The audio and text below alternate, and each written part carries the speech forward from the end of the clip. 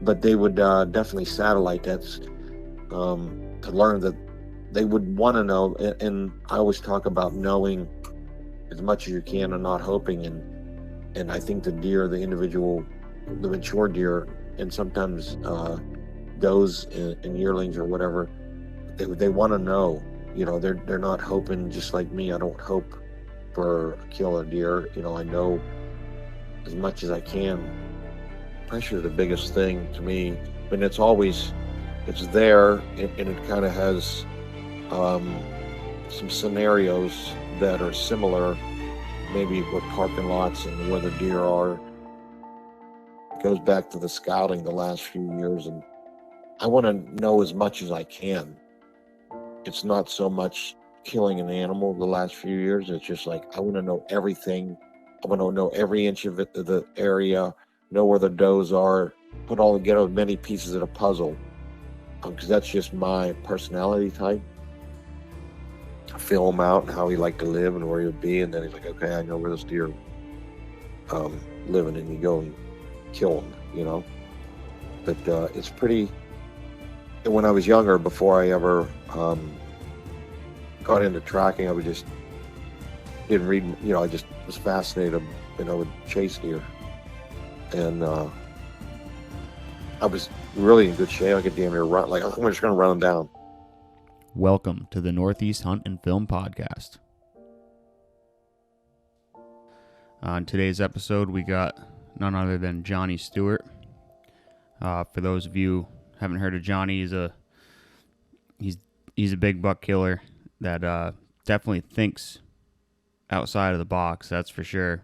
His way of thinking and his analogies of deer and deer hunting is something I think is just really cool and really unique, and he's got so much knowledge. He's traveled all around the country hunting and hunts in all kinds of different ways. A few years ago, he started tracking and trying to learn from the deer that way. But we cover hunting public land, learning and adapting from the deer, changing throughout the season, how he learns, or he listens to everybody, whether you're a novice or an expert. He'll listen to anybody's opinion on what they think of a situation. I think that's one of the things that I think the reason he's so successful is he's just really open-minded like that. We cover hunting scrapes, hunting pinch points, funnels, playing the wind, how mature deer just don't even think like any other deer. They think they're above some of the the fighting and stuff like that. They don't even do that anymore. The older 8-10-year-old ones, they don't want any part of it. And you got to hunt them differently. Johnny's killed a lot of big deer, so he's one to listen to. This is definitely one of those get your notepad out and pay attention, because there's a lot of good information in this one. Thanks to Johnny for coming on. I got another Vermont longbeard on the 11th. Called him from a long ways off, and he came the last, I'd say, 100-ish yards silent, and I heard him spit about 10 yards to my right, and luckily I was tucked in the woods in the shadows, and he was out in the sunlight, and he couldn't see me, and I was able to get swung around, and I shot him at like 7 yards. It didn't destroy his head or anything, so I got a few into him. I must have just clipped him with the outside of the wad. But nonetheless, he flopped around a little bit, and that was it. But so that's one in New Hampshire, one in Vermont. Still haven't got Amy Herbird. We've been working on that. Had to leave a goblin one on Saturday because we ran out of time. But we slipped out of there clean. He was none the wiser. So go back in there next weekend and kill him. But another little quick update. I got the new shirts I got them in a couple weeks ago. I just haven't posted them yet on the website, but it's the old school pure Vermont maple syrup, like 2 miles ahead sign. Looks like an old tin sign, but it says Pure Vermont Podcasts, and then says Northeast Hunt and Film on it, and then at the bottom it says Film Your Hunt. So those will be up on the website. I'll leave a link below for you to check those out. I still got the black ones with the orange logo. Still got some stickers, and there'll be more designs added within the next few weeks. I went and bought a Cricut, so I'll be able to make simple design T-shirts and just have more of a variety on there, not have to rely on the big box stores, and I can just sell them as they're ordered. I can print them and make them as they're ordered and sell them. So if you guys like the podcast and want to support it in any way, even just buying a sticker is really, really helpful. And I enjoy doing it. I enjoy learning from my guests and bringing good content. Hunt stock's coming up freaking soon. I mean, we're getting into mid-May now. It's August 14th or 14th, 15th, 16th, or something like that. 13th, 14th, 15th. Somewhere around there. Second weekend in August. Down in Westminster, Mass. Go online, get your tickets. Hit up Pat at Hunt Suburbia and get more information on it. I think he's looking for volunteers and stuff down there. And you volunteer one day and you get 2 days, 2-day pass or something like that. You can shoot the bow course. There's going to be giveaways for you and all kinds of stuff. So huntsuburbia@gmail.com, I believe, is his website, or send him a message on social media. Pat Guyette. Hopefully we'll see you down there at Hunt Stock. It's going to be a good time. Hopefully some good weather. Thanks for the support, and we'll get into this podcast with Johnny Stewart. All right, we're back. Another episode of Northeast Hunt and Film. Joined on the line this evening with the man, the myth, the legend, Johnny Stewart. What's going on, buddy? Oh, not much. It's May and it's summertime, Jason. Yeah, it came at us quick. Yeah, it was really hot today. Kind of not ready for it. I'm still kind of liking the spring weather, but it's not giving it to us. What did it get to down your way? It was, I think, 82 here. I bet you it was right around there. The sun was hot, and my neck was there. I got the old redneck going on. I think we're a couple of rednecks anyway. Yeah, so drank a lot of water today. I could say that for sure. Good, that's good. I got a buddy who doesn't believe in water. Was he beer? I don't know. He just I don't know what he drinks. He doesn't like water. Says he drinks it when his kidneys start hurting. Oh my God! And he works for the town, so he's outside working all day. That's ridiculous. Drink water, Travis. It's good for you. Yeah. So I've heard you. I saw your whitetail cribs there on Exodus, and that was kind of funny that you had a dead buck out on the game pole. But I heard you on Bo's podcast, East Meets West, and you started talking about track, and I was like, I got to talk to this guy. We got something in common. Yeah. But, so for those, I know quite a few of my listeners know who you are, but for those who don't know, I'm going to give you a little introduction to yourself and kind of when and how you started hunting and all that good stuff. Yeah, so I live just southwest of Pittsburgh. Growing up and just was fascinated with deer hunting. Got into rifle hunting first, and probably 12 you're allowed to start hunting in PA. So kind of started rifle hunting, and I was fascinated with archery. And my buddy was an archery hunter, probably 14. So started shooting a bow, and it took me like, I bet you 4 years before I got a deer. It was like, to me, it was like impossible. I read Yeah. all I could about hunting and stuff like that, but it was just like every time a deer come by at a spike 4 point, and I was set on killing a buck. I passed on does, and my arrow would I was just had buck fever and I couldn't control it. And I finally got my first deer with a bow. I think I got one first with a gun. My first buck, I was probably 16, and then my first buck with a bow, probably 17, 18. But that really built up my confidence, and was just loved bow hunting, shooting a lot of deer. Doe tags were plentiful, probably up through my 20s, and started traveling and hunting different states with buddies of mine. That was before like Spartan Forge and any type of app or even phones. Um, Maybe topo maps. It's just funny how no trail cameras.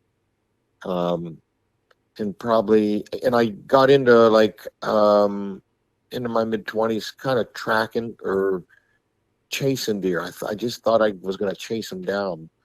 You know, I kept bumping them, and I didn't really think, but it was fascinating in following them and learning a lot.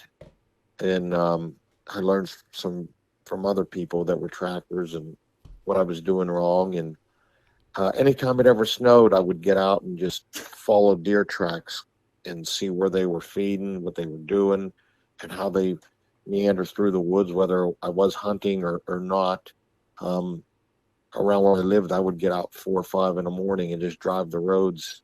I live in like maybe the suburbs, I guess you could say, and it was a little more unpopulated when I was younger, but it's kind of getting populated. But just always fascinated with deer and deer hunting, and now I'm 43 and just still all about it. So yeah, that's probably the gist of it there, Jason. Yep. Anything deer hunting and traveling different states, and I actually took a job where I could hunt have my time to hunt in through my 20s into my 30s because it meant that much to me. And the last 7 years, I started an excavation business 7, 8 years ago, and that took a lot of my time and a lot of my effort through that we were just talking about before we got on here. Now the last 6, 8 years, it was more just enjoying my hunting. It wasn't all about killing because I did a lot of that when I was younger, and um, you need sometimes and I do a lot of now. I'm pretty much strictly public land hunting, wherever Yep. that may be in the country. But it's tough to get a good mature deer. You got to put a lot of effort in. Um, and like I said, the last few years, it wasn't about killing it because I've done that. I proved that to myself. That's what I wanted to do. And I think in the last few years, I liked helping scouting and helping other people get their deer and just enjoying my time, whether it's at camp or just being in the forest and hunting. And because before you know it, work season will be coming around again. And Right. so, yeah, that's about it, man. So can you remember a time, you know, when you kind of, you said you were younger, you were just stumbling through and try to get a deer. Can you remember a time that like it kind of changed where you're like, okay, I not that it's kind of a loaded question if you got them figured out, but you've figured out, some sort of technique or just where your confidence was to the point where you're like, okay, I can at least get mature deer sightings now. Can you think of like a moment that happened? I don't think not an exact moment. I think it was more like evolved. Yep. I think every year you just learn more and more. And as you learn more, you learn that you don't know shit about deer, you know? Yep. But I wouldn't think there was well, maybe the one first mature deer I took, really boosted my confidence, not just in killing deer. I was about 21 to somewhere in that range, and uh, there was a deer living locally that everybody hunted. Well, you're allowed to spotlight in PA, and throughout the summer, people would spotlight fields, all the same fields, and there was this Big Ten 150 class, and everybody was after him. And I was like, man, I want this deer, and I walked every inch of the forest and the fields after the deer lost their velvet just one time, and kind of ingrained everything in my brain where the rubs, where he was rubbing in his beds, and the food source, and he was still kind of close to the fields that he was feeding in. And I did harvest that deer. I was getting a tree one morning. There was another hunter close by, and it was before light, so I kind of hung out, and I left, and there was an old railroad bed, and instead of walking down the railroad bed to my vehicle, I went the opposite way, and because there was just a little hillside with a little bit of, it was fairly open oaks and just some saplings, and I remember seeing his beds and just that little patch of saplings, and it was visible from that railroad bed. And as I walked down a railroad bed, he was bedded there, and I shot him in his bed. Well, I Really? used fingers then, yeah. Um, yeah, I shot fingers, and I mean, he died right. He ran 30 yards and fell over. I shot him there. He was half asleep, or the sun was coming up, and that was the first kind of mature deer, and that boosted my confidence even more. And like I said, I learned from that animal, um, where he was living, and then I just kind of went on with it, just um, learning from the animal itself, and maybe seeing a mature buck, and walking and hiking the areas to see the bigger sign, and the bigger beds, and so yeah, that's when I started hunting mature deer. Um, yeah, that was probably, but it, like I said, it did evolve as you learn more. But and you don't, you'll never know everything, but it'd be like following. I relate.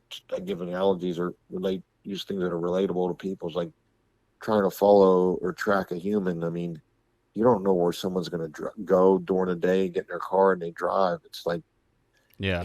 oh, I made a wrong turn. Why is he going that way? Well, maybe he just made a wrong turn, or I talk like maybe it's a Sunday. You're going on a Sunday drive, so I feel like deer are just, there's a lot of randomness.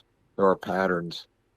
Certain deer you can kind of find places they like to visit, but I think that also helps them survive, is having that randomness, so they're not patterned, especially mature deer.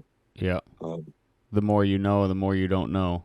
yeah, so it just kind of, I feel like now I'm to the point where they're like hot spots. I feel like, but you know, I'm not talking in one about one state. Like like a lot of people are good at hunting like this where they live. Maybe this couple mountain ranges or this whatever it is, and they get it down and they know it. But every situation, every state is different with different terrain, habitat, and there's just climates and this and that, and there's just they thrive in all these areas, and there's kind of different little ways that they do it in individual animal mature deer. You know, I've seen different mature bucks live in the same area but use it differently. Like one year a buck's, sometimes a new buck will move in after one dies, and this one moves in, but you see how he sees it. It's how his take on it. You know what I mean? His Yep. In his environment. You know what I mean? So it is. It's fascinating. It's just. It's never. That's why I like it. I'm always wanting to learn more, and you'll never know enough. And a lot of times lately, I'm going to new spots just to keep learning and learning and learning. And it wasn't always about, like, the last few years, 6 years. It wasn't about killing. It was just about learning. And like this year, I think I look back at this year, and everywhere I hunted this year was a new spot that I never been to. You know what I mean? Um, Yep. so I think, and like, I'm thinking maybe this year I might switch it up. And I know now I know so many spots in different states, and I know I can kill deer there. So maybe I should get back to killing deer because it wasn't always like the last few years wasn't about. It was just about fueling that learning curve that I, hungered for. Just usually on a new spot, because you can kind of learn an area and know all the spots. Then that would be in like a killing mindset. I know where the deer are and where the good spots are and the scrapes and this and that. And it's just a matter of waiting them out and killing them. But I was always trying to. So this year I might try to go back to killing some deer because it's been a while since I've harvested a few deer a year. Because it Yeah. wasn't what I was worried about. But to each of their own. Um, that's what I was wanting to do. So, so yeah, it's just all, it's what's great about hunting is it's like it's your own hunt. No one's going to judge you. Yes, I want to kill or I want to scout or I don't care. I want to doe hunt. And it's like I don't put any hunter down. It's all just a great challenge. So Yeah, we got to be one when there's so many people yeah, against us. Do you think definitely. when you go to a new area or go out of state or whatever, do you feel that you hunt a little better because you're not back home where you're used to? You know what I mean? Like you're kind of if you go to a completely new area, you're trying to learn it and you scout and you do your due diligence, but you seem like a guy that's pretty adaptable anyway, and maybe even around home you're still because I know you've said you don't go out and hope to see a deer. You want to know where they're going to be, and Hmm. you'll scout a lot more than you actually sit and hunt if you have to. So do you Yeah, feel that definitely. around home you kind of dive into your old habits, and when you go out of state, you're kind of like, more of like I guess run and gun would be the terminology, but Um, I think the last few years, so where I haven't hunted like where I live for years. Like I live near Pittsburgh. Like it's probably I haven't hunted. I travel like even in like what my camp is in northern PA. It's almost 3 hours drive. So pretty much everything I do isn't like um even up there. There's so much land. There's a lot of national forest, and I'm finding myself just learning more and more and more. It's like going different areas. Um, and then when I go out of state, I almost stick. Now that I have enough years out of state, I'm trying to stick to. I could tweak it a little bit. Like this year, I was sticking to areas, and then it wasn't producing, so I did end up moving. Um, but I think for some reason around home, because I get to my northern, place in PA more often that I'm checking different area. I'm still like, because I get there, I get more time to scout there. Not much more, but as far as out of state, I'm kind of sticking toward um, areas that I've known produced in the past, and tweaking a little bit if the mass isn't good or what it may be. yep. Um, and I always been, getting cameras out in the summertime, and then I might try to shift them, try to get to them out of state areas, depending on what time of year I'm hunting. Um, maybe say if I'm hunting the rut, so maybe I'll get, have cameras for the summer, then maybe move them leading into October before the season really gets going, or late season. I do a lot of late season hunting. I'll try to get cameras depending on what state I'm hunting in. I'll get cameras, kind of take inventory of what's left from maybe a gun season, and yeah, get cameras at least a week to kind of take inventory, and then then hunting pressure comes into play. Then you know that's a big thing that I really um, use to my advantage, and I think it's the biggest thing that how do I want to say it, that makes the mature deer live how they live because of the hunting pressure of predators. And I think the biggest predator they have is a human. Yep. So I really, no matter where I'm going, I'm always being on public land. I mean, even private land. But seeing where the pressure is going to be and how these deer are going to react. Because it is different than maybe an area that doesn't have pressure.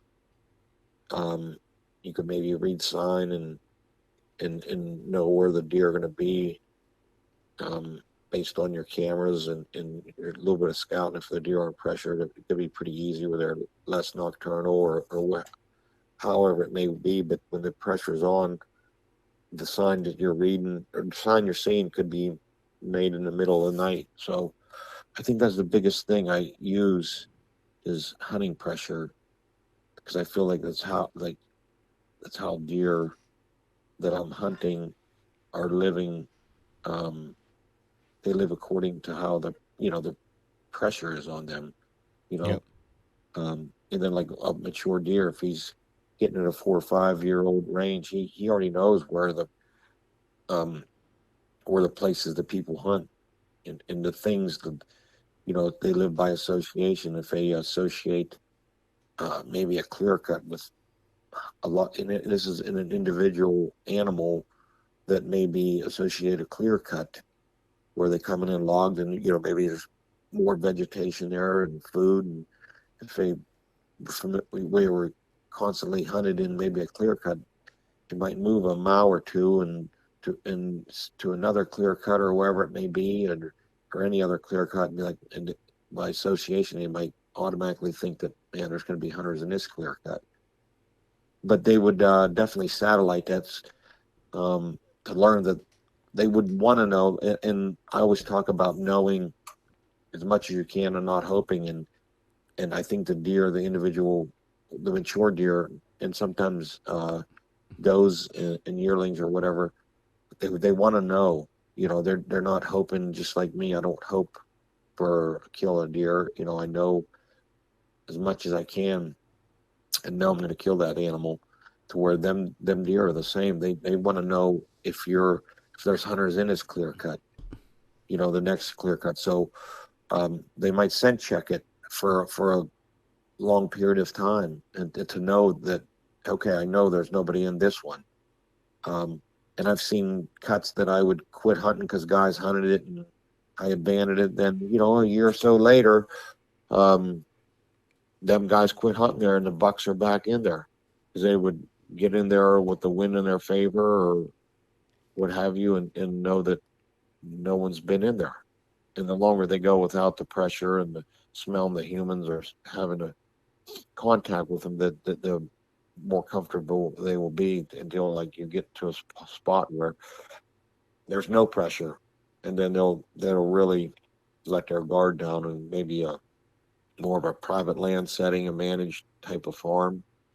But pressure is the biggest thing to me. I mean, it's there, and it kind of has um, some scenarios that are similar, maybe with parking lots and where the deer are, and how the humans are going to get into the forest or wherever they might be hunting. Um, so if I look at like my Spartan Forge map, I'm looking at where hunters are going to park and how they're going to access areas, because the majority of the mature deer are going to know, already be thinking that, um, in playing, living according to that. So I know I get off subject and keep wandering when I talk, but I got so many things coming into my brain to mention, you know.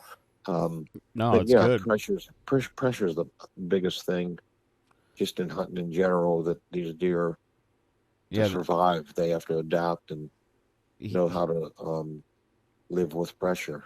humans are like we don't really realize how intrusive we actually are. I mean, it's like to them it's like somebody coming and kicking your front door in. Like it's Yeah, obvious when the people come in. It's like, okay, it's that time of the year. They're gonna park there. They're gonna walk yep, up the yep. hill, and Hmm. and I we all have done it. I'm starting to realize that um, going into my 12th season that you know this isn't uh, this isn't to be taken lightly. It's really it's a challenge. I mean they're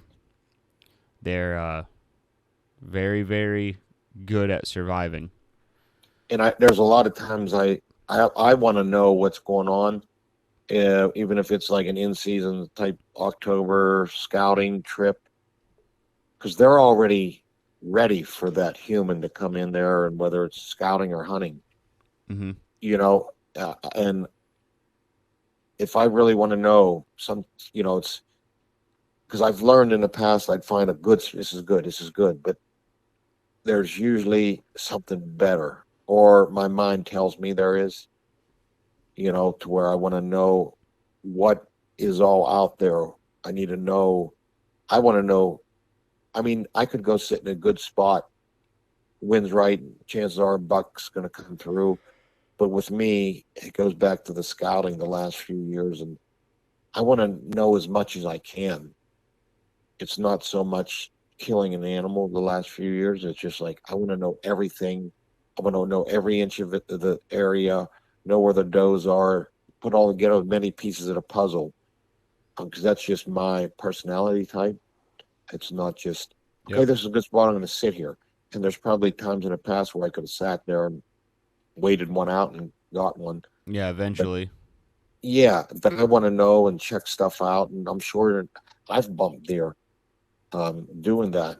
But I gained a lot of knowledge to where I can be really, like, to me it's like ammunition for as the older I get in that situations I see, I can, like, okay, this is good.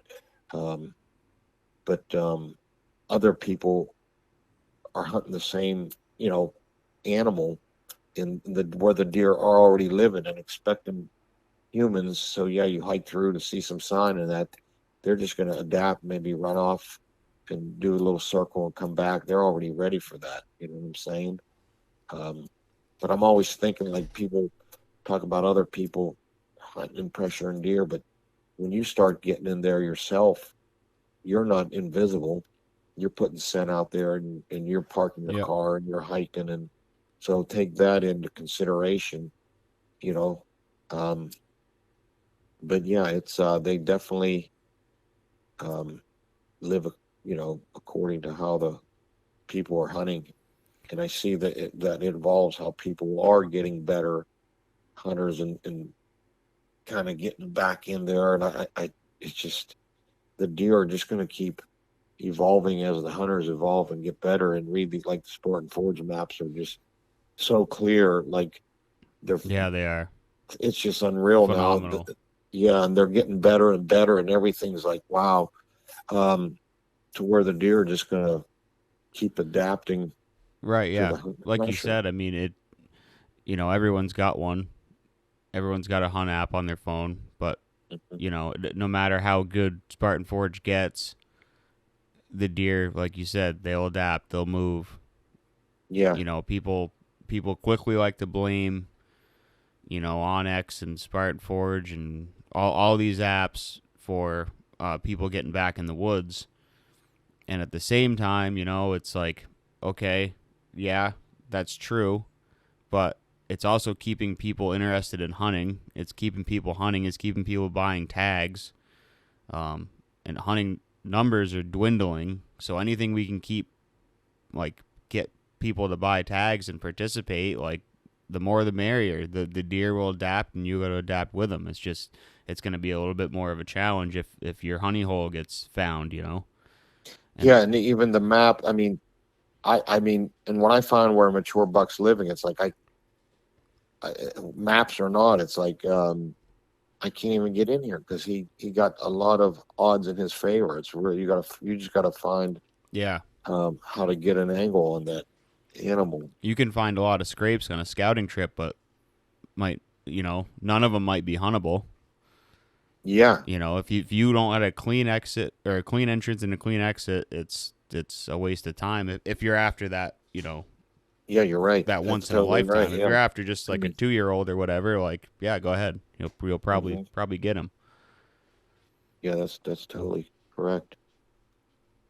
So that comes into like some woodsmanship and learning. Right. Um, yeah, the apps are great. I mean, you get so much things you could do with it, but that don't say that you're going to kill a deer. Absolutely It's not. it's another tool in your toolbox. That's like You the know, argument against cell cams. You know, yeah, it's not gonna. It's still past information. You know, yeah, you get that. You're at home and you get texted a picture of a buck. Okay, well, that was that was 5 minutes ago when you're at home. Where is he now? yeah, You know, it's just in the big woods. It's that stuff's irrelevant. It's just inventory for people who, you know, say I run a cell camera in northern New Hampshire. I live in southern New Hampshire. The only yeah, reason it's a cell camera is so it saves me money and time going up and yeah, checking it. yeah. You know. You're right. I run a few, but I still like the challenge of you going out and getting your inventory from your camera that's hung on a tree. Yeah, You know, absolutely. you got to still enter that area and figure out how to get in there. And like you said, a long drive, 3 to 5, 6 hours out and way up in the forest somewhere. I'll put a couple out, but I don't put them out. I don't think I use them to like put them out. Hey, he's there. I'm going to go up on a mountain and hunt. Right. Not saying if somewhere I got a place in Ohio that a cell cam because it's a 5 hour drive and um, yeah, it goes off. I know he's there. Chances are I'm probably going to go down there and hunt him. I don't know. I never used them. I've had two, and one's been in the woods for 3 years, 2 years, and I haven't pulled it. It's still there. The batteries are dead. Do you remember So where it is? yeah, I do. I got a few out there, and it's just like I haven't had time. Just time is nothing. Is Yep. we don't have enough time, Yeah. But No. I The still days like, get shorter as we get older. I think yeah, that's how it and it works. goes faster. Times like wow, I said it's going to be June, July. I'm going to be in the woods before I know it, deer hunting. But I try to limit my. I just don't. I feel it takes a little bit out of it with the cell cameras. Yeah. I'm not a hypocrite. Yeah, I got a few, but it's not like I'm putting them out maybe and waiting for it to ping, and that's not it. It's 5 hours away, Right. and place I can't, like you said, you can't. So I'm not knocking it, but I don't have 20 cell cams either. It's Right. just Yeah. I kind of limit myself to a few, and I got three, and mhm. it's just kind of cool getting. Yeah, I and you mean, know what? Even throughout the summer, like you're out there working, and you're like I didn't have one this past summer out. But I remember, I think the summer before I had one, and I got a cam. It's just cool. It keeps yeah. you. It's just kind of like check. So yeah, it's all to each Yeah. your own. And Bobcat walks by or something. And it's cool. yeah, yeah, it is. That's all part of the you know hunt, I guess. And keep you interested throughout the summer and stuff like that. See how they grow, and so yeah, that's cool.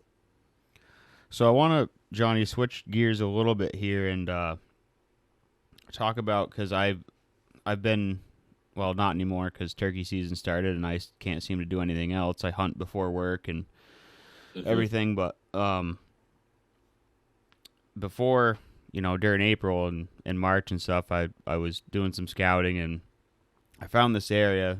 Uh, we got mountain laurel real thick Hmm. where I am, and right in the middle. It wasn't super thick. Like I've been in that stuff where you could literally pick your feet up off the ground and you'd be suspended. I've been trapped in those, nightmares. Yeah. But I found this big community scrape under a hemlock that was in that laurel, and it wasn't. You could go further in and it was thicker, but this was kind of on the outskirts where it starts getting thin, and then it opened up into the hardwoods. Yeah. Um, so what's your take on like if and I I don't know. I think it would be a fairly clean. I mean, I just found it. I'd probably run a camera on it for a year to be honest, and see what direction they generally tend to come from and on which wind. But what's your take on hunting scrapes that are close to like thick bedding cover like that?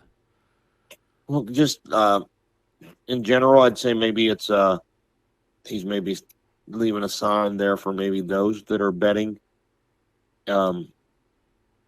in the thicker cover. Yep.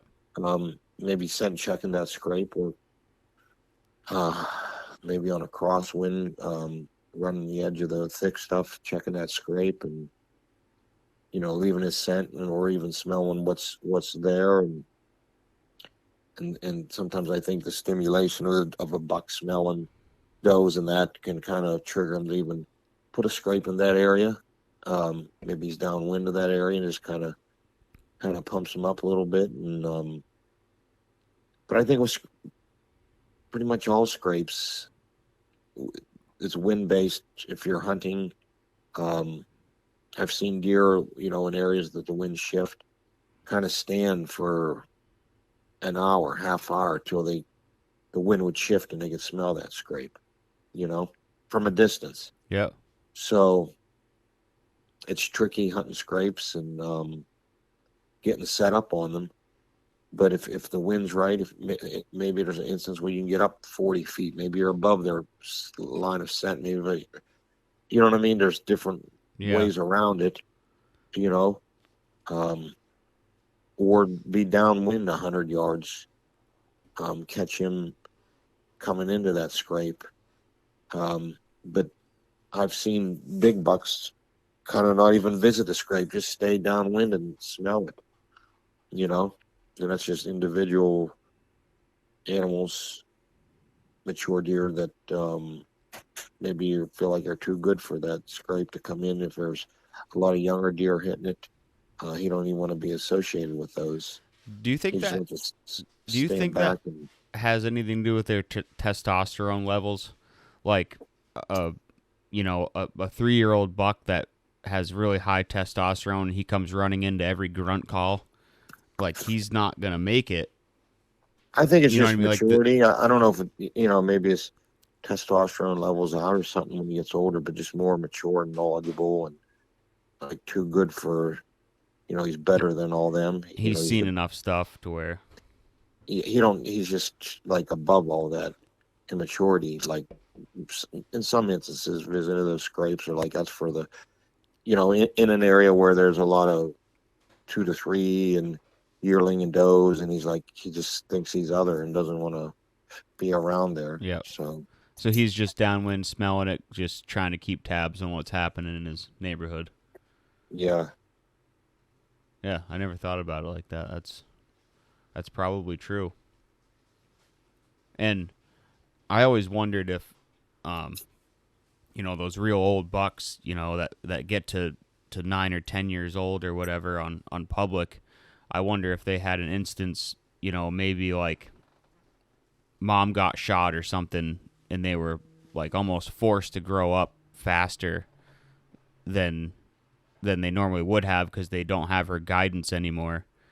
I think maybe a little bit, but I think they just learn from um see like as they grow that they come in contact with mature deer, and and it's almost like, yeah, like say you're learning how to play baseball, and you're in little league, and then you go to watch the big leagues, you know what I mean, or Yep. it's like, oh, okay, and you go back and you play and you learn and you keep growing and evolving and getting better, and the competition's there, and you got to deal with it. So it's like to be better and be the best, because I feel like their number one instinct is to survive. And then with the Predators, that's like they have to be there on their A game and be it's like the big leagues now. So I think they just, like say you're a 2-year old, or how come you rarely, you'll see the mature animals, 5, 6, 7-year olds, and you're seeing them in certain areas and they move certain ways, and you're just kind of studying them, not like, and you just kind of like your brain, you don't really like, they're not like taking notes, but it just, every day in the forest and you see it, it's just like, and then you just kind of evolve into that. I think as the creatures they are, they just kind of evolve into that maturity, and they don't do the things, like I look at it. So I have an analogy is like with my excavation business. I've been on some jobs when I was younger, and maybe a complex job where you need various types of equipment, maybe an excavator, bulldozer, or whatever it might be, and maybe help, and you're really, and then I take like the same job when I'm older, and there's way less steps because I'm way efficient in how I run my operation, and I don't need all the equipment, all the manpower, and um, it's kind of like you evolve, and you don't need all that. You don't. It's a lot of waste. You're cutting the fat. You're trimming it out because you're doing what works. And you're being efficient with what you're doing. And I think them animals become that way, and they're efficient in how they live and survive, and they do what works, especially when you got pressure. It's like the typical things, use that wind. Their nose is their biggest, or being nocturnal, and they don't second guess, they don't take chances. So that's what makes them fun. And I don't know, it's fun for me, a challenge to go after, because they are that efficient. Like, they don't take chances. They know exactly what to do, and we're doing it this way. And even like some deer, you run out and bucks, they just like, no, there's the Yeah. blind grunt on some piece of public ground. Like, they're like, laugh. Yeah. They're like, yeah, right. I'm going to run over there just because I hear a grunt and a figment, and just out up in a tree. Or, like, no, if I don't see a deer, if I don't, that's why sometimes I'll like make the sound of a deer walking, or, something more than like two things to trigger him to be like, oh, I got to check that out. Yeah. Visual's a big one. If they don't see it, it's like, it's like, no. So, Yeah, you got some the heel toe thing I've done. I walked up on a doe doing that. I didn't even know she was there, and she wasn't even looking my way because she just thought it was another deer. yeah, But the bouncing the stick off the ground with your bow rope, yeah, I mean, that's just some that's outside the box tactics right there. yeah. I just kind of bounce. I do it a lot. If you got a nice fluffy pile of leaves under my tree, and that's the one thing that So where do you get the deer stick? Where do you know. acquire the stick? Do you bring it up with you? I got this special stick I carry around. This golden stick. I take it everywhere I go. Yeah. And, You might need it. I usually get Is like it a maybe cane? I try to get like a 5 foot long, 4 to 5 foot, with kind of like inch diameter. The longer it is, the more weight you got. If you tie it on the one end, Yep. and drop it down, and um, just to make it sound different, because I know deer know how humans sound coming through the leaves, Yeah. and I know they know what deer sound like. We And don't belong there. At one point we belonged there, but we don't live there anymore. to them, that's danger coming. Here Right. we go. The ultimate danger. Hmm. Everything in the woods is afraid of us. You can go walk through the woods. Well, depending on where you are. If you're out in Montana, I'd be a little weary, but in the A Northeast, buddy you of can go mine, walk through the woods in the middle of the night, and you're the alpha. yeah, You're not getting messed with by anything. you're right. Yeah. And a buddy of mine told me a story. He's kind of a crazy guy. This was years ago. He went running through the woods with his gun, and he ran. He said these deer didn't know what it was because they never heard anything like that. So they're like, "What is that?" He said, "I run right by him." Then I ran past him. I turned around, run back. I stopped and shot him. Because it was like they just stood there. Yeah, just dumbfounded. They're like, "What's that?" I never heard that coming through the woods. So So it's just if you're a marathon runner, you could kill some big what bucks. the guys that do the, I don't know what it is in the Olympics, where they run, bike, and then they shoot, Try or whatever they do. triathletes or whatever. I don't know, when they go run and they stop and shoot their 22. Maybe that'd be a good one for them. Just run through the forest. You'd want a synthetic stock and a light gun. Yeah, Oh, that's funny. yeah. So I was gonna, well, doubling back a little bit, talking about the buck standing around, kind of checking the scrape out.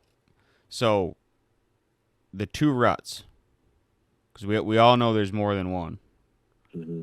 and that I know, like around here, it seems to be that Thanksgiving week is when the the big the big dogs come out, and they're kind of in that more or less that zombie mode, at least from what cameras tell me.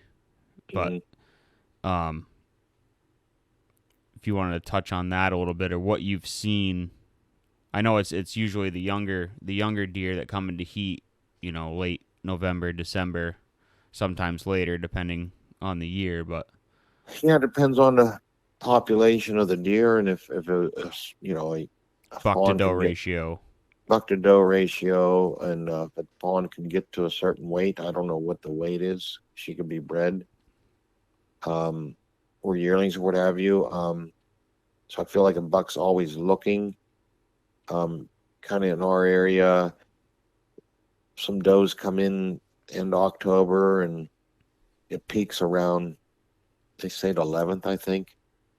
Um, but there's still now then where I am in PA, the 19th or somewhere in there, bear season comes in, and it's like I think it really affects breeding if there are any does to be bred. It's kind of on the backside, not the peak, to where the deer just like there's bucks that move to areas unknown, to prepare for it's bear season for a few days and then rifle season. So I think it kind of I like dies down as far as breeding. I think even some of the hunting pressure has to do with it, um, to where the bucks are mature deer are nocturnal. But I know usually around the first week of December they start seeking again a little bit and checking things out.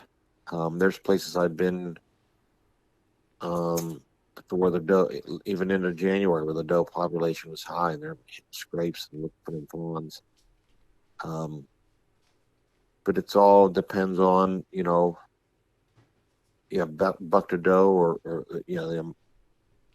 the health of the does, the fawns, maybe where they can get to a certain size where they're ready to breed.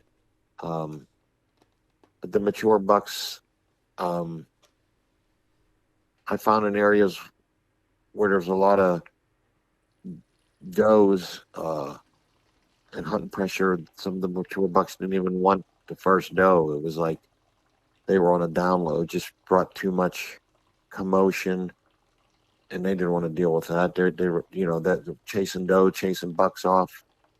Um, I'm just talking in instances that I've seen. Not It's not every instance, but where they're happy with their few does that they will get. Maybe the second or third doe that it's a mature doe or whatever, and then they don't want all that aggravation. So I've seen different situations where, but they're all different individual personalities. These mature deer.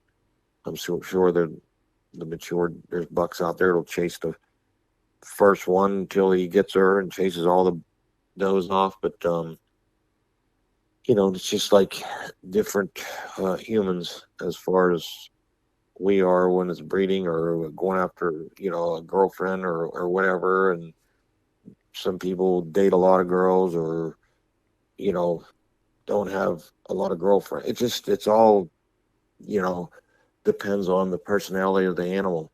Some of them have a lot more testosterone, I feel, like humans do. I mean, there's some I've rattled horns. I rattled this one buck in 3 times, mature deer, and he had the whole place ripped up, scraped up, rubbed up, like he claimed that. It's probably a 4 or 5 year old, I don't know, but and that's rare to have a deer that he'd run off in a minute, and I rattled, he'd come running back in like he wanted to kill somebody. You know what I mean?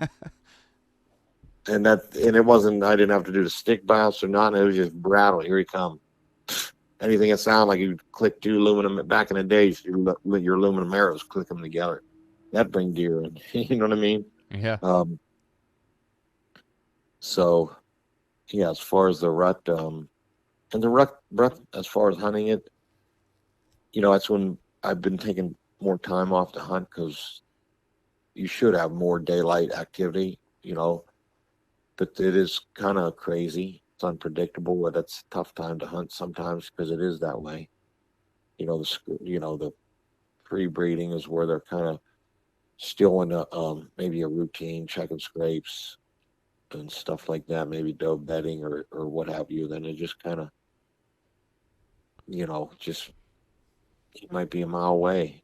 You might know of a doe uh, family living a mile away and be there, and then kind of get caught in between with another doe that he just found traveling. And but I've even seen some older mature deer, in like I said, that one he didn't want that first doe. It was like November 10th. He was still nocturnal till November 10th, and I've seen it a few times. Mature deer into the tail end of the second week, they're still being like a little bit nocturnal, just because the pressure I think keeps them that way. And then they'll be that time like second into the third week, then he might be on his feet. And I feel like people talk about them mature deer, they're chewing a rut, they're just walking around. There's walking around like zombies, and I feel like most of them mature deer is like maybe a 24-hour period in his life that it's like that. Right. I It's mean, very short. yeah, I feel like he's mainly got his wits about him. Still using a lot to his advantage while he's moving around, checking. But don't, I mean, they're not impossible to kill. We talk them up, or I talk them up like it's impossible, and I don't have like, I think I don't have an actual like, this is how, and I don't like talking it how to, this is how to hunt. This No, is how because you do it. it's different with every deer. Yeah, every situation, every state, everywhere, every time of year, it's different. And so I stay away from the how to, um, So you and just use different animals that I've hunted in different situations I've been in to help me hunt this new situation. so you I mean you're a big proponent of scouting, um, not scouting versus hunting, but scouting to improve your hunting time. So during the say we're into the second, third. I guess it depends on. We'll go with the Northeast because that's what I'm used to. The big woods in the Hmm. Northeast. What do you find yourself hunting during the you know like mid-November? Are you is it do you find yourself gravitating towards you got your pinch points and you got your scrapes and you got your natural terrain funnels, but what do you find your more mature deer sightings are in?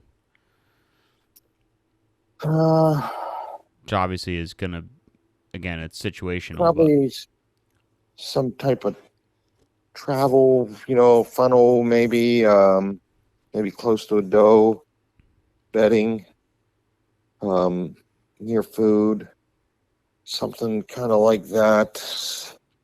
Um, Not a scrape. I feel like they kind of dry up. yeah, Um, Maybe doe groups maybe feeding, if you know where they're feeding, um, in around where they live.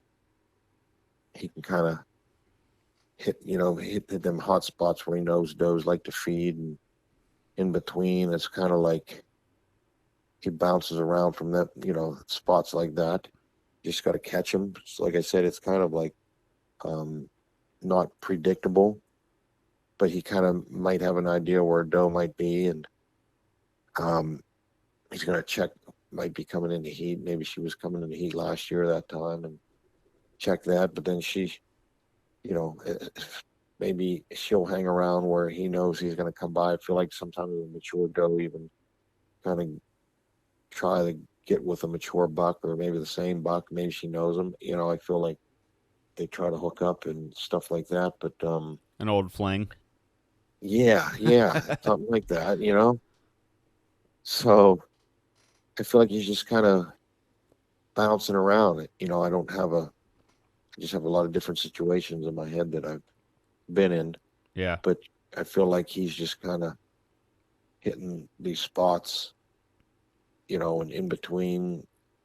I feel like it's okay, maybe he's at this doe bedding area, and sometimes there's subtle funnels or pinches or terrain features that might help. And I've seen sometimes that time of year, just like he might not even move through that. Just he might just go right up over a ridge or something. He's just like, I need to go from here to there, and that funnel is just a little bit out of the way. I just need to get there. So it's not always a funnel, and I'll contradict myself because it's like I don't have a certain situation Yeah, in my mind. it's Just so many, situational. yeah. But feel like just kind of, he's you just know, put yourself in his shoes. He's looking for a doe, and when you're always scouting, you're always looking at where the does are, look at your cameras, and he knows the same. You're learning it just like you'll never know it as good as him, but you're learning it just like he would. Um, the environment, habitat, or wherever the does live, and bucks are kind of start figuring a little bit out.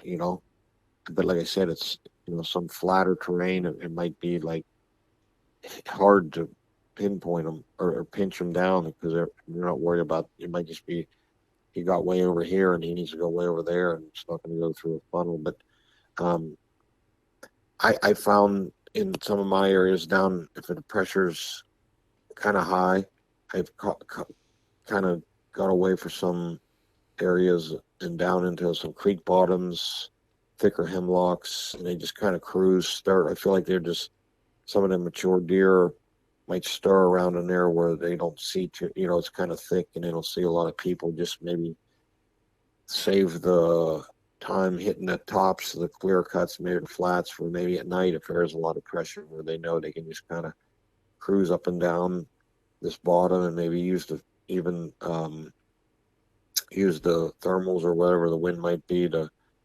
But I also think it's like a pressure thing to where they're pretty sure they can just cruise up and down its thick bottom and not see people, you know. To where there's a chance if they're up in the clear cuts, there's a lot of pressure along the roads. It's like, so I've seen that situation, and that's just pressure related. You know what I mean? You take an area that has no pressure, and you can just be laying in the middle of that clear cut, laying anywhere, and that's the best spot to find a doe. But he might be into an area where, like I said, he might still be nocturnal, not hitting them places till. But then again, it might be one doe comes up out of that creek bar and runs through that clear cut, and might be 4 bucks on her. So Yeah, yeah. You're definitely probably one of the most adaptable people I've ever heard tell deer stories. You got you're constantly like just adapting, like you said. Just you scout, you want to know, so you scout, figure them out, and then try to make an educated guess. But one of the things that stood out to me, because I shouldn't say a lot of people, but some people, get to a point like where you're at, where you're constantly killing mature deer, and you've got a lot of them. They think they know everything, but you'll listen to anybody, whether they've only killed one deer in their life. You'll listen to their opinion, and I think being humble and open-minded is kind of the key to your success. Is you're willing to listen to anything and just adapt. I yeah, think it's sometimes I find it so much myself out of state. I did things that like I would just live in my Jeep and hunt, or I just so obsessed with it that it was something that I did alone because people were like, you're crazy, So it was something I did by myself, and I learned from the animal and all my situations I've been in. So then I go hunt with somebody. I don't know what I don't know if what I found out is, I it's right what I'm seeing. I know I can kill a deer because I know what's going on out there, but I don't know what this guy here, how it's his take. You know what I mean? yeah, So if I go hunting with somebody, it's like, what do we do? Where do you want to go? It's like, and they look at me like, well, you're the big deer hunter. I'm like, well, I don't know. And then, like I said, the more you learn, the more you know, the more you don't know, because you're getting like it's like a growth ring on a tree. It starts out at big jumps, big growth, and then it just gets tight. It's just like barely Yep. growing, but it's always growing, and it's that you get to that point. It's it's you learn a lot, and you're just kind of like, man, do I really know everything, or do I really know anything? You start asking yourself Or stuff like that. you just realize that the whole thing is just super situational, and you got to just figure it out on the fly, Mm-hmm. because there is no black and white answer. And like you've alluded to, um over on Bo's podcast, like you used to look for the answer too, and I did the same thing. Yep. I'd listen to stuff out of the Midwest, and I'd try to apply it to uh southern Vermont, where there's like a 150s buck is like, there might be three in all of southern Vermont. It just, and it's big woods, and it's not the same, and you got to just adapt. And there's not a lot of big woods content out there. You know what I mean? Like you go type in deer hunting on YouTube, you're primarily going to get Iowa and Kansas and those places, and they're just different from where we are. It's not better or worse. It's just different. You got to adapt. Yeah. And it took me a while I read so many magazine articles when I was younger, and I like wanted that answer, and I went the wrong way till you know, even to the point now where I don't, like, I thought deer trail, like, it took me a while, but I got it out of my brain that if I'm hunting a mature deer, a buck, I don't really want to see a deer trail. You know what I mean? Yeah. Like, they don't use deer trails. Like where we're hunting, Right. it's like, not that you would ever walk on one, but they just meander, and there's Yeah, he not might be on there one are other. for 100 yards and then be off of it. Yeah, so it's like, so now all my years that I hunted the deer trail when I was in my younger years, now it's like that didn't work. The only reason you got experiences to me is that you've done enough wrong that you know what to do. Like this didn't work. So now it's like I see deer trails, it's like, they look good.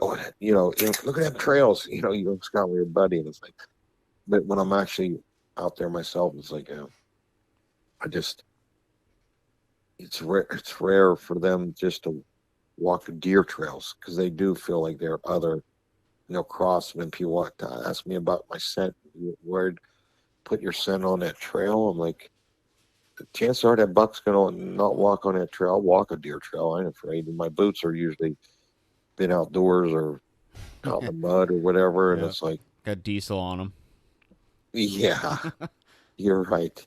But no, I try to keep them for hunting, or Yeah. in a to where it's like I'm not worried about. I said, you follow a deer track through the woods in the snow. It's like it just meanders. Yep. There's no like. And there's times I'd follow deer, and I would think to myself, I get to a spot like this is where I would have my camera, because maybe I know a deer is going to walk here, and the buck just kind of like goes around that spot, and I'm like, well, I would have never seen him. So yeah, definitely situational, and but there's no, there are small patterns, but it's just kind of like, they're just meandering, sometimes nomadic, not like, I'm sure they definitely have places when they're doing that, they're using things that are advantage, the wind and this and that. There might be ample places they bed and check feeding, or check like where maybe someone might be hunting, and um it's just all, it's, yeah, like, so I'll say one time that it's like, yeah, they're nomadic, but then I said, well, when they get older they do what works, and they do. So there are mature deer that are still nomadic in older age. I know Bo was hunting a buck years ago, and It was an old 8-7, 8-year-old 160, and it was just he was telling me about it. It was he couldn't pin him down. Couldn't. It wasn't like you'd find like one or two beds, and it wasn't like a. It was just like, Bo, it's gonna be the toughest deer, individual deer are different. Some of them are just use this. This works for me. I'm gonna stick with this. Yeah. This is a good, like I'm gonna stick to this. Like maybe a cook like might stick to this recipe. I'm gonna follow this recipe. This is what works. And there's other cooks and make. I'm just gonna throw this in, throw that in, and that's what works for me. Cooking that way, Then one measuring a tablespoon of salt. Measure this. It's like deer might be that way. This recipe works. On the other cook, like that's another associate analogy. It's just like deer might be living more on a fly and just winging it. Yeah, I'm just throwing a pinch of salt, this and that. I know the flavor I want. That's it. Boom. I'm going through the woods like this, and not having that one recipe, black and white. But there are the deer that do, to where this is working for me. I'm gonna do this, and yeah, I remember he was hunting that one deer. I'm like, man, but you're gonna have you. And I told him, no, I didn't tell him. He was so optimistic. He was younger, and he's like, in the back of my head, I'm like, he's not gonna kill his deer. He did. He did hit it. He did hit it the one year, but even that messes with that deer's mind because he probably associated that with a human. Whether he, you know, um, but after that, it was just. I was like, man, I don't know. It's really nomadic. No, we looked at some maps and that, and I said, yeah, you saw him here, you saw him over there, or you got him here. I was like, Yeah. I don't know, Bo, just pick a tree and get in it. I can't tell you, because Yeah. sometimes them deer there, you just got to give up and move on to something that's more That's where different recipe. trail cameras can kind of be the demise at times, where you're like, Mm-hmm. oh, I did it. Got a picture of a nice Yeah. buck and hunted right over that camera. I never saw him. Didn't know why he was going through there, didn't know where he was coming from, didn't know where he was going, just hunted over that camera. I'm not saying that's what Bo did. I'm sure he was way more educated than that, but Yeah, but they're different. just Deer are just they live different. What was works for them, they do. the But there big are. the big woods are a way different ball game. Mm-hmm. I got buddies that'll sit 8 days in a stand, and eventually he's going to come through, and they just got the patience to do it, and they kill big bucks every year. Yeah. It's just it's that's way more of a mental game than anything. Yeah, you're right. I mean, that's tough. Definitely. My, That's my really buddy my tough. buddy Brandon's like, he's like, the first 3 days are the worst. He's like, after that, the days just seem different. Deer groups move through. You start seeing deer. Mm-hmm. And he's like, but those first 3 days are, you're thinking about tying your your tether around your neck and jumping out of the Yeah. tree. Yeah. It's a Yeah. mental grind, but they get Yeah. it done. Yep. I think if I get in the right spot or it's the right deer, I could do that. Like if there's times I said I know when I get to the point, I know this is it. This is the spot. This is the deer. This is it. Yeah, And then time will go faster because that's where you need to be. If that's one absolutely. animal, it depends on what you're wanting to harvest. Yeah. So we'll I want to get some tracking before we wrap this up because I got some questions. What are you using for a gun? I got a 243.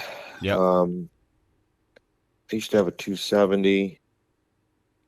Um, I had some guns stolen off me a few years ago. Oh Jesus. Yeah, but I got a 243. I'm a bigger bow hunter than I am a rifle hunter, Right.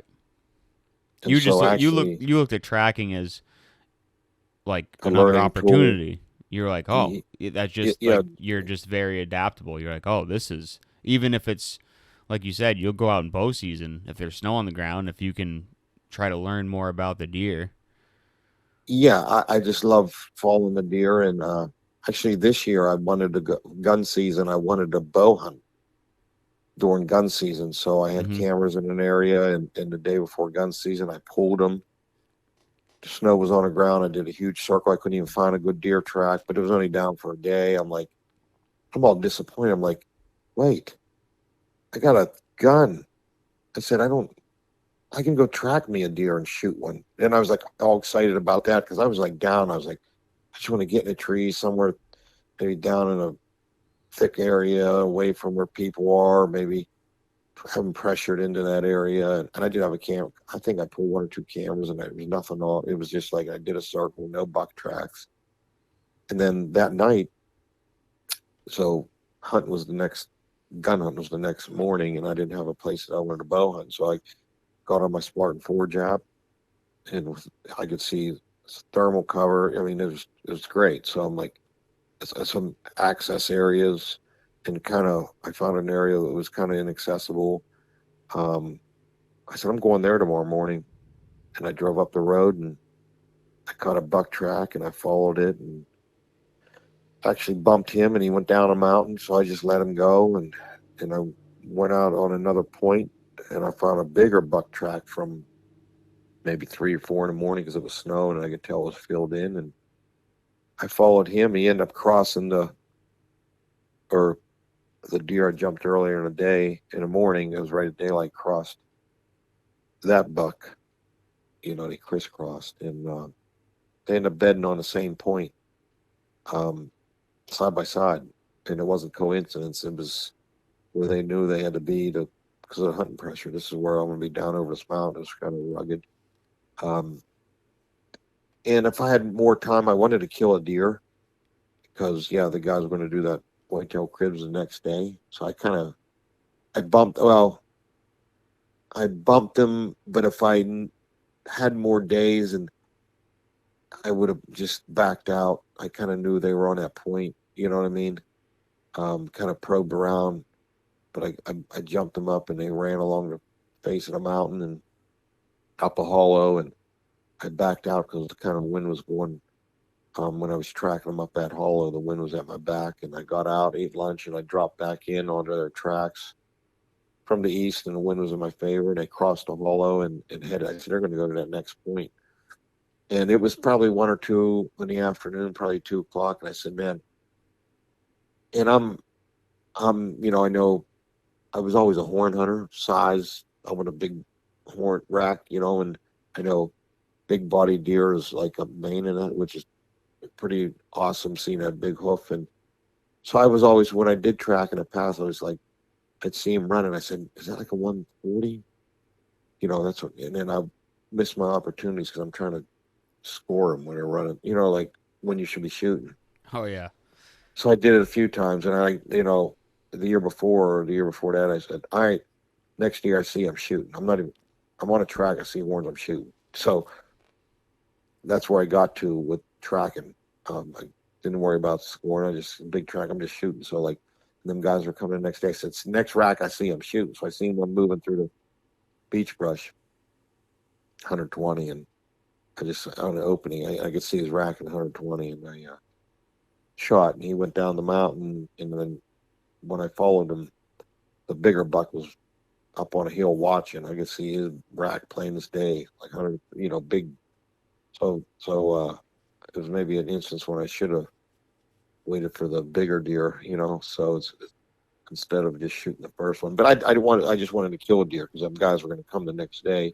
Yeah. But anyways, that 243 I just took it with me from my house. I took it up to camp, and I had like 3 bullets. I didn't even have a clip, so I was just using like a single shot. I just shoved the bullet in the barrel. Like, well, am I just gonna make a cut? Like, that's how I do things. It's like I'm so, and my camp's 3 hours away, and I'm so busy. And it's like I just grabbed my gun and I had 3 bullets, and I just went. Because I spend so much time, I exhaust myself hiking, scouting, running cameras, reading maps. Like that, it consumes me. Then it's like, oh, rifle season. Oh man, I didn't even shoot. Like I ain't been out. I'm like, I just, it's like I haven't even prepared for it. Because I just get obsessed with hiking in the woods and scouting and checking my cameras and learning. And then when it's time to hunt, it's like, oh, what? Yeah, I gotta sight my bow, and I gotta wash my hunting clothes. I gotta get my stance wide. It's like Do I got I'll get to the tags? yeah, I get to the point where I'm just like you get so into the wormhole of scouting that it's like, oh shit, season's here. I should be out hunting, or you know what I mean? It's like I didn't even do the things I should be doing to prepare for the hunt, other than scout and you know check cameras and shit like that. You know, read my maps, my Spartan Forge. I sit on the maps for hours and just study it till where it's like ingrained in my head. You know. Yep. I want to put this bug in your ear because this might be something that you'd pull off. So, say you're following a buck track, and it's got to be woods you know. If it's not woods you know, then it's probably not going to work out. But say he, maybe he just fed or whatever, and he's going along, and he takes a hard turn and he heads straight up a mountain or up a hill. He's probably going to go bed up there. Well, if you take and you circle that whole mountain or hill and come right back to your tracks, if you don't cut his track coming out, he's bedded up there. So now take and go 180 degrees and then come up the mountain on the other side, because he's going to be laying in his bed looking at his back track. And you can shoot him in their bed looking the other way. I've personally never done that, but Hal Blood talks about doing it. I know multiple people that have done that, and but it's usually got to be woods because yeah, and the guy that I learned tracking from, Tom, he talked about just probing. So like them deer wouldn't laid on that point, he'd back out, and basically the same area, but not encompass like the point, but just kind of come out and just kind of probe, just go in a little bit back out. But he would be maybe like them guys, Hal Blood, them, it'd be like 4 or 5 day hunt. You know, they're just going to hunt and just probe and get to know the area, and just maybe as you're probing, around that point, in and out or whatever, and not see their tracks, you can kind of figure out where they are, yeah, to where them deer were better on that point. And it was a little bit thick hemlocks, and I was coming through the open woods, and I was on there. There was a little bit of a bowl on the hillside, and they were watching their back trail, that little bowl. They see me 150, 200 yards, and I was following, and I kind of knew they were there, but it was like I didn't have the time to. I just got in a little bit of a chase mode where I just kept going, But I should have backed out.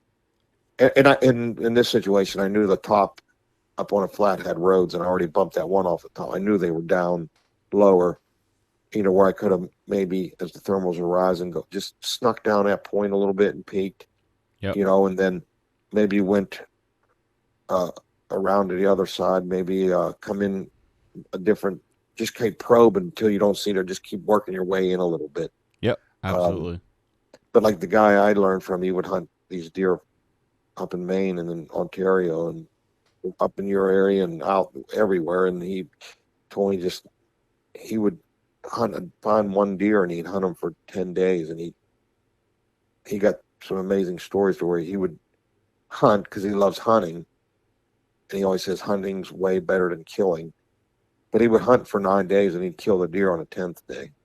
He'd get to know him and probe around and just feel him out and how he liked to live and where he would be. And then he's like, okay, I know where this deer living, and you go and kill him, But it's pretty.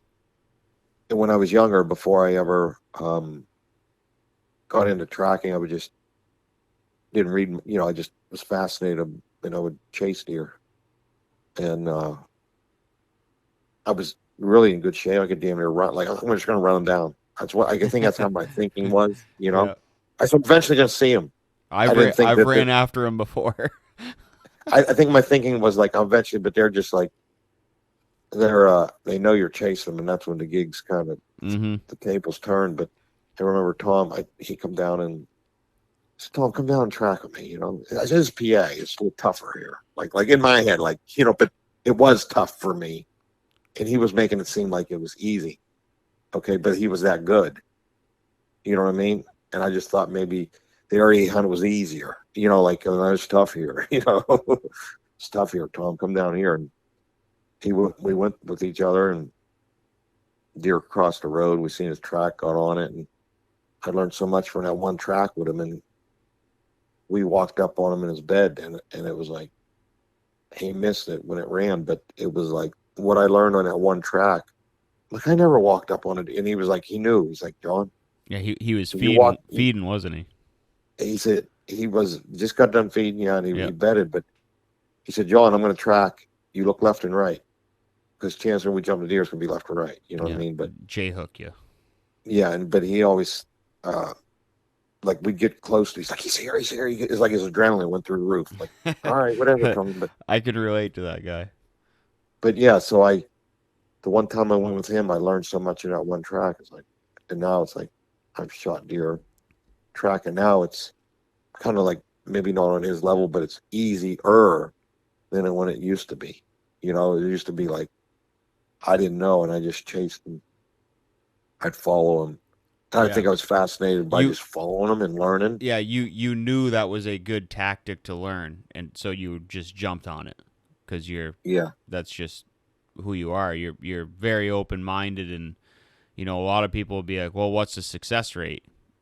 And you knew going into it the success rate was super low, but you'd Mm-hmm. learn, and then you'd know more, and then therefore in the long run be successful.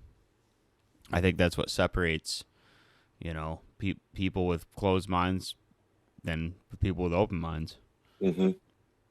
because that's what it's all about. It's again, it's not black and white. It's situational. The more you can learn, the more tools you got in your tool bag. Definitely. Get It's out just. there and try and figure them out. Mm-hmm. So you Yeah. got any? You doing any? I know you're busy working, but you getting out of state at all this year, or what do you got planned for the I fall? went. I've been in Ohio. I got a hunting camp in Ohio. I've been out there, and a couple bucks I've seen made it through the year. So I'll probably try to get down there in June and get some cameras and let them soak. Maybe try to get there maybe in an early October bow hunt. Yep. I still got cameras to put out in PA up north. I was actually turkey hunting, but it turned into shed scouting and stuff. And there's still like I'm like on my list of places I got to scout, but I'm out of time. Like up there. So I'm gonna get some cameras out there, and I think I'm gonna hit West Virginia this year. I haven't hunted there in 20 years. Yep. Nice. You're allowed $2 there, so I might couple spots within an hour, well, hour give or take. Um, Maybe just try to harvest some deer. It's tough living where you live and traveling everywhere that you want to hunt. It's because you're scouting, is minimal, and just to go hunting, it's not like I go hunting. Not saying that I couldn't, but honestly, where I grew up and I hunted, them places are gone. I really don't have many places around where I live that I can hunt. It's grown. Yeah. It's a suburb. It's just like, and I don't want to be around, like, this is where my work is. But so yeah, I do play it by ear. But I think I'm gonna hit West Virginia, Ohio, PA. Maybe if I draw an Iowa tag this winter, maybe I'll muzzleloader tag. Maybe I'll head out there. But yeah, that's it. And I don't know if any of your listeners probably, I guess they did hear Spartan Forge, but yeah, Bill's been working hard on it. He's getting the UAV imageries updating and getting better places on East Coast where you could zoom in and you could see. It's just unreal. Yeah, it is. It's crazy. The imagery that's out there, and it's fascinating. I use it even with my work, like I'm looking at a job or the line distance and stuff like that. But I know in the near future, if you have a different app with pins, you'll be able to get a web app and change Transfer over them. pins. Yeah, Yep. They won't have, you won't have, like, if it's a buck rub, you won't have it, but the pin will actually come over, and you might just have to put a note in there, before you transfer them. But a lot of people are worried about that, so that'll help. Um, Yeah, but yeah, so I sent him I did a YouTube video. I guess it was maybe January this year. I just did like a field test on it. Um, uh-huh. and I think Bo reached out to me, and then Bill reached out to me, Oh, good. and then I just I killed that Tom yesterday Hmm. on this mountain, and I sent Bill on Instagram a pin of where I killed it, and I was like, I love putting pins where I kill stuff, Yeah, and he's like, he commented on the YouTube because they came out with the new update, which is incredible.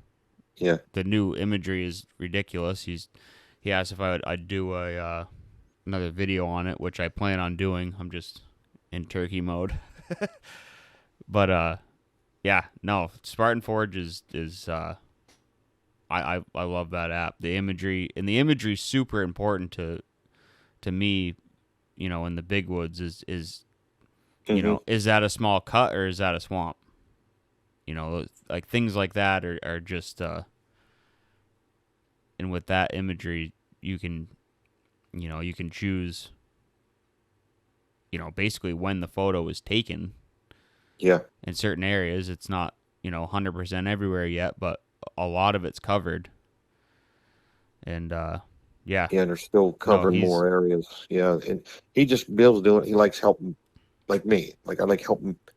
He yep, loves when people, send him, hey, look, I used your, the predictions, and we're right on this and that. Look how it helped me yep, get my first deer, this and that. He said that's what I like doing, so yeah, no, yeah, that's he's great. killing it with that thing. It's I love that app, and I'm curious to see. Like, I guess some time here soon. I want to sit down and I got all my buck trail camera videos and photos and stuff cataloged with time and date and stuff, and I want to try to correlate that with the historical weather Yeah, and definitely. because I mean admittedly, like, you hear something like that and you're skeptical, like Hmm. deer prediction, huh? Especially Yeah, yeah, where I am. I mean, these things are so unpredictable. Like, you hear something like that, and it's like, I don't know. So I'm curious to see how it correlates, and um, yeah, yeah, it's I definitely recommend that app, yeah. Hell yeah. It's and it's getting better. It's getting more things coming. It all takes time, and as But far as people, like money's, especially nowadays, money's a hmm big thing, and that it comes in significantly less than its competitors. That's for sure. hmm Um, and I personally think you get more if you're like a nerd like me who likes to look into weather, historical weather, and stuff like that. You get way more bang for your buck. And in one app, you don't got to like switch over to Weather Underground and check historical and stuff. It's all right yeah, there. yep. All the things you need, right? Your fingertips and a swipe. People get onto the swipe and the compass, change the maps, like boom, boom, boom. Things are right Yep. at your fingertips. Yep. Veteran owned. It's yeah, it's a good deal. Hell yeah. All right, buddy. Well, I really appreciate you taking time to talk to me, and I know a lot of my listeners are going to be stoked about this one. Oh, Um, that's cool. Yeah.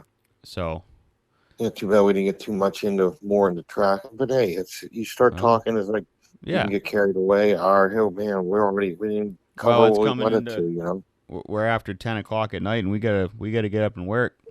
I know. you You know got to born to hunt, forced to work. exactly. But Awesome.